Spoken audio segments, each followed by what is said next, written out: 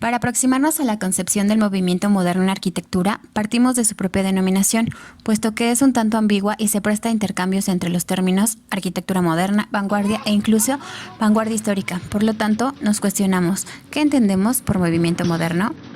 Por lo tanto, el movimiento moderno se entiende como las maneras de hacer y pensar la arquitectura en la primera mitad del siglo XX, considerándola como una unidad orgánica de la cultura configurada por elementos singulares y que a la vez mantienen ligados a estos elementos. La idea rectora de este movimiento es progresista, pues concibe una arquitectura que es consciente de su propia modernidad y que lucha en favor del cambio.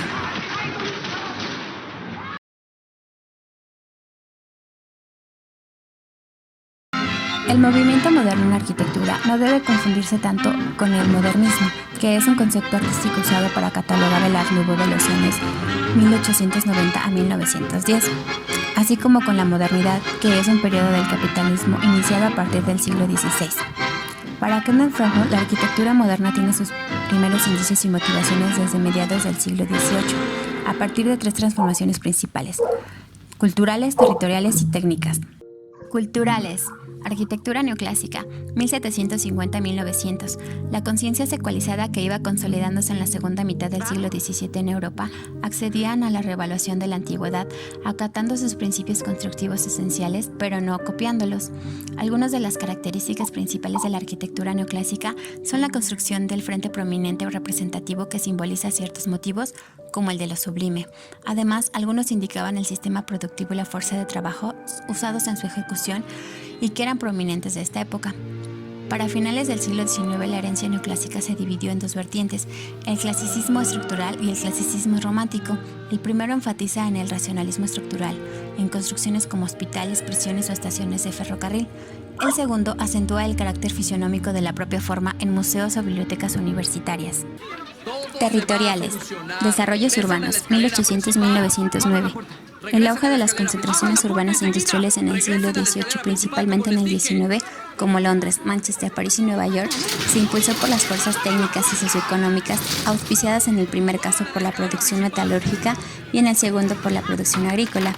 Gracias a las actividades socioeconómicas, así como a los nuevos estándares de alimentación y de técnicas médicas, las concentraciones urbanas albergaban en gran medida a la población trabajadora y obrera, lo que trajo consigo la creación de nuevas maneras de habitabilidad y vivienda que permearon la segunda mitad del siglo XIX, como el modelo genérico de parejas de apartamentos en torno a una escalera en común. Otra de las acciones del siglo XIX que nutrieron lo que sería el movimiento moderno del siglo XX es el traslado de la finca campestre jardinada al interior de la ciudad. Además de la industria, el comercio exterior fue propicio para el emplazamiento de ciudades reticulares para la conexión de centros urbanos y puntos periféricos suburbanos. De esta manera llega a concebirse por primera vez el concepto de urbanización. Técnicas. Ingeniería industrial, 1775-1939. La ingeniería industrial, nutrida y perfeccionada a lo largo del siglo XIX, permitió que se desarrollaran nuevos procedimientos constructivos que iban desde la fabricación hasta su ejecución e incluso hasta el desmontaje. Los avances primordiales de este ramo que serán adoptados por los arquitectos del movimiento moderno son la máquina de vapor, técnicas de suspensión, técnicas de prefabricación, los métodos de montaje, estructuras de hierro, ascensor, paneles de vidrio y el hormigón armado.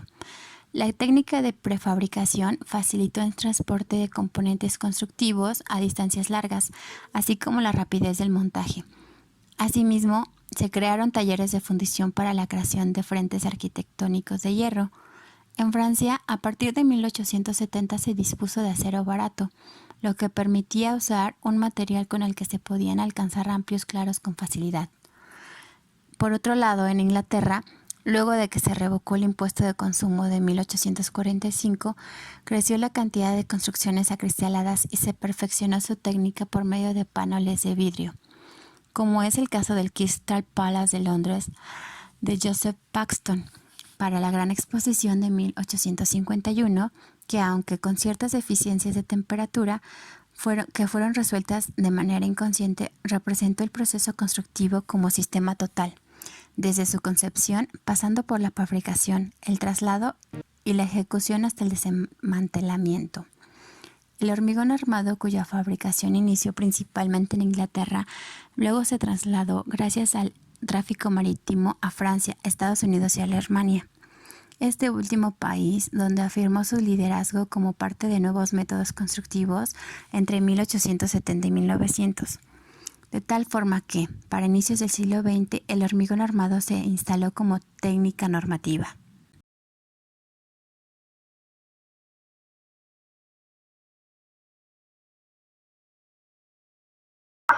Submovimientos.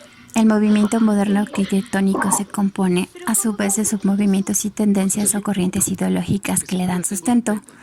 Como ejemplos de los submovimientos se encuentran el Art Nouveau, la Bauhaus, el futurismo de Style, la Esprit Nouveau, la Nouvelle Charliette o nueva objetividad. Estos submovimientos giraron en torno a la cuestión del mantenimiento de los valores históricos artísticos, al tiempo que se situaban en las condiciones del capitalismo industrial, auspiciados en gran medida por la burguesía. Ante esto, la vía general de reacción por la que optaron fue esquivar la historia reciente y se situaron en un pasado remoto e idealizado con el fin de encontrar un arte que pudiese estar justificado en términos históricos y que, sin embargo, fuese absolutamente nuevo. La Bauhaus y los congresos internacionales de arquitectura moderna son uno de los bastidores impulsores de este movimiento moderno. Nouveau, 1890-1910. El Art Nouveau es un movimiento artístico decorativo inaugurado en Bélgica con connotaciones socialistas en 1892 por Willem Frege y Van de Velde, pintores del grupo de Les 20, y se extiende a Francia sin connotaciones socialistas, siguiendo su periplo por el resto de Europa, como en Holanda y en Barcelona, donde fue catalogado en catalán como modernisme, cuya patente siguió la figura de Gaudí. El Art Nouveau se inspiró en el movimiento inglés Arts and Crafts, junto con el cual se incluyó recíprocamente a lo largo de su vida de existencia, así como de las soluciones tecnológicas de hierro forjado. Se basó principalmente en las interpretaciones del arquitecto y teórico francés Eugène-Emmanuel Viollet-le-Duc. La ornamentación y el elemento decorativo está justificado por su función. Por eso es que estuvo vinculado con los objetos de la vida cotidiana, como los muebles. Mientras que Victor Horta fue una de las figuras de la arquitectura que plasmó y reconfiguró las directrices del Art Nouveau. A partir de 1893, proyectó una serie de casas en las que combinó el principio de la estructura metálica formulando por Viollet-le-Duc con motivos ornamentales derivados de las artes decorativas francesas e ingleses. Si bien este movimiento apuntaba a ser una iniciativa popular, a sus productos fabricados a mano solo podían acceder a una minoría de la población. Sumado a esto, la producción mecanizada influyó en el declive del movimiento. Bauhaus. Durante 1919, en la República de Weimar, Walter Gropius, conjunto a la Academia de Arte y a la Escuela de Artes y Oficios, escribieron un programa fundado que busca un nuevo gremio de artesanos sin las distinciones de clase que quería levantar una arrogante barrera entre artesanos y artistas. Entre sus postulados principales se encuentran los siguientes: investigaciones formales y tendencias constructivas realizadas con lo máximo de ahorro en la utilización del suelo y la construcción. Atención a las características específicas de diferentes materiales, madera, hierro, cristal, metales, etc. La idea de que la forma artística proviene de un método o problema previamente definido. Correspondencia entre forma y función. Recurso permanente a las nuevas tecnologías. Tendencias o corrientes ideológicas. Las tendencias o corrientes ideológicas que influyeron las modernas teorías del diseño arquitectónico del siglo XX conciernen a actitudes mentales más que a métodos formales o técnicos. Es decir, aunque estas actitudes mentales comúnmente fueron vehículos en la transmisión de métodos formales y técnicos, no fueron en primer lugar invenciones de estas mismas actitudes. Estas tendencias ideológicas principalmente son 5 y son el futurismo, el funcionalismo, el racionalismo, organicismo y el formalismo. El futurismo. La orientación ideológica futurista se dio a conocer a través del manifiesto publicado en Le Figaro el 20 de febrero de 1909, escrito por Filippo Tommaso Marinetti. Una de las sensaciones plasmadas en este escrito es la del desprendimiento de la tradición tecnológica que se había impuesto sin cambios significativos desde el Renacimiento, para pasar a una tendencia sin tradiciones. Esto dio pie a un cambio psicológico de las personas frente a los inventos tecnológicos, apuntando a nuevas experiencias y responsabilidades. De tal manera que el poeta pintor intelectual ya no era más que un recipiente pasivo de la experiencia tecnológica, sino que la podía crear por sí mismo. De esta manera, el italiano Marinetti extendió el sentimiento de disgusto hacia lo viejo y de anhelo por lo nuevo, una orientación positiva y un punto de apego al mundo de los hechos. El futurismo se concretó en la arquitectura en los ejercicios de Antoine Saint-Exupéry a partir de escritos como el Manifiesto Técnico de la Escultura Futurista de 1912 de Umberto Boccioni y Le Splendour Geometrique of Mécanique en 1914 de Marinetti. Saint-El expresa en su Messaggio que el problema de la arquitectura moderna es la creación desde los cimientos de la nueva casa construida, atesorando cualquier recurso. En los años previos a la Primera Guerra Mundial, Le Corbusier muestra ya ese deseo de conciliar la tradición arquitectónica con la tecnología moderna. En 1920 funda, junto con el artista Hamid Osefanti, el poeta Paul Dermy, la revista L'Esprit Nouveau, incluyendo temas de literatura, arquitectura, pintura, escultura, música, ciencias puras y aplicadas, sociología, entre otros. Todos ellos guiados por la directriz principal de la problemática relación entre el arte y la sociedad industrial. Las líneas para la creación arquitectónica propuestas, mas no argumentadas por Le Corbusier, se corroboran en el dualismo materialismo-idealismo de los objetivos. 1. Crear organismos que sean perfectamente viables. Y 2. Conmover nuestros sentidos con unas formas armonizadas y nuestras mentes mediante la percepción de las relaciones matemáticas que las unifican. Eso de la ciencia y de la técnica, de una arquitectura nueva, elaborados y publicados en 1925 y 1926 respectivamente, fueron representados en el tema de la Villa Burguesa mediante el diseño de la Casa Cook, el proyecto de la Villa Meyer, la Villa Garches y la Villa Savoye. Los elementos formales predilectos de la arquitectura lecorbusiana, síntesis de 5 puntos, son los pilotis que levantan la masa por encima del terreno. 2. La planta libre, conseguida mediante la separación de las columnas portantes y los pares que subyacen del espacio. 3. La fachada libre, colorario de la planta libre en el plano vertical. 4. La ventana larga, horizontal y corredora. Y 5. La cubierta jardinada que supuestamente recupera la superficie del terreno ocupada por la casa. Es por eso que los diseños lecorbusianos pueden ser considerados como creaciones manifiesto en los que se encuentra la sustancia de los preceptos de la arquitectura funcionalista. En los diseños de preguerra, como en la Maison d'Homme Indo de 1914, se manifiesta el lenguaje expresivo arquitectónico, siendo esta ya una construcción primaria patente, en la que los pilares y los forjados constituían un sistema prefabricado independiente de los muros y de los tabiques. En cambio, en su etapa de madurez diseñadora principalmente a partir de la casa Citroën de 1920, los rasgos previos de la Maison desaparecen y se privilegia la abstracción del edificio. Organicismo. El primer grupo más representativo que siguió la tendencia ideológica del organicismo fue aquel que se conoció como Escuela de Chicago, catalogado así en 1908 por Thomas Thalmann para referirse al grupo de arquitectos que, junto con él e incluso Frank Lloyd Wright, diseñaban obras residenciales entre los años de 1893 y se extenderían hasta 1917. Posteriormente, en 1929, se diferencia la denominación Escuela de Chicago para referirse a las obras comerciales de 1880 a 1890 de la denominación Escuela de la Pradera, a la que fueron adscritos Thalmann y Frank.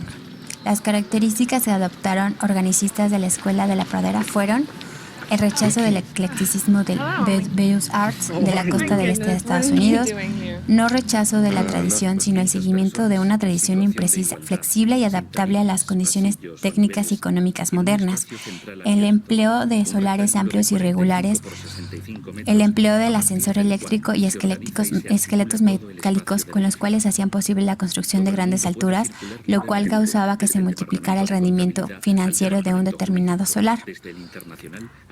Uso de los avances de la protección contra incendios, lo cual permitió apoyar los muros exteriores a través de los forjados de la estructura metálica, reduciendo la masa de los muros a un delgado revestimiento. Sus soluciones se basaban en experimentos y adaptaciones de otras corrientes, como las del racionalismo francés de mediados del siglo XVIII, que buscaba la reducción de masa de los edificios.